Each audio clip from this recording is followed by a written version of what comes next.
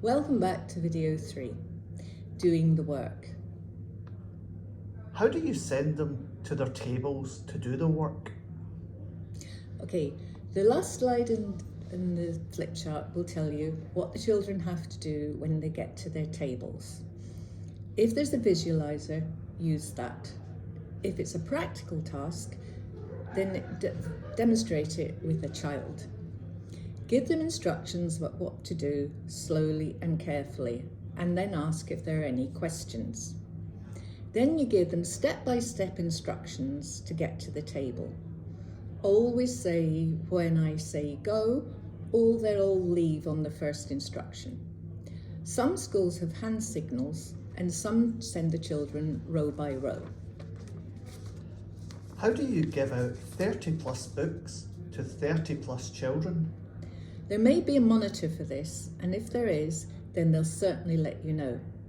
If they seem to be taking their time with giving out the books, then go and get some yourself or pick some more monitors.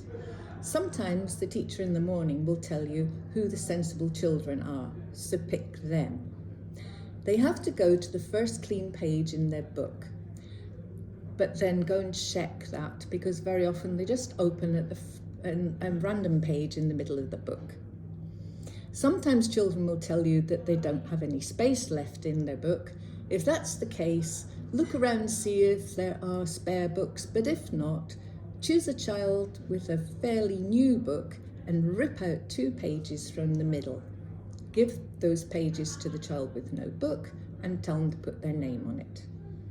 They have to put the date and the learning objective in the book. This might be written, so you have to put it on the board, or it might be glued into their book.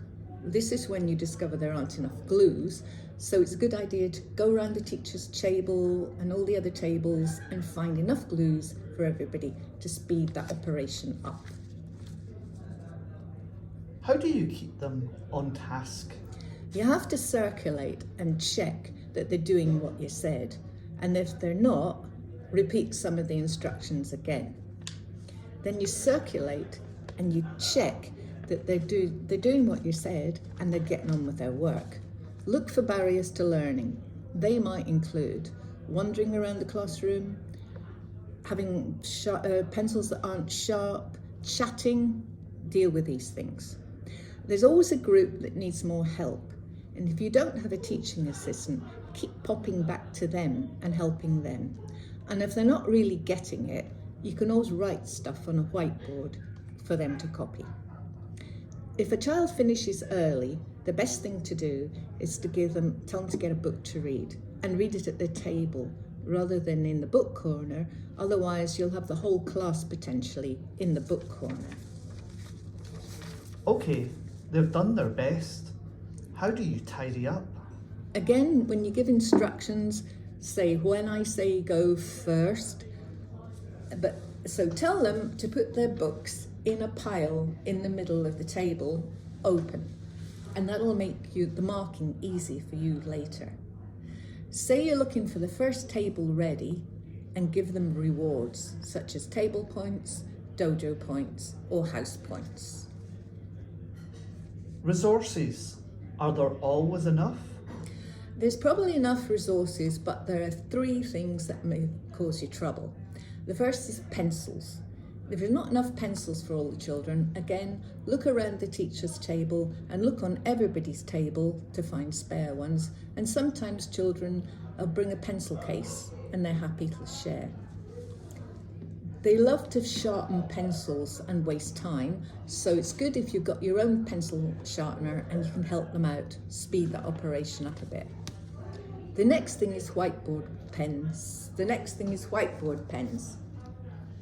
You'll think you're winning when they've all got a whiteboard pen, but then they delight in telling you that the whiteboard pen is dry.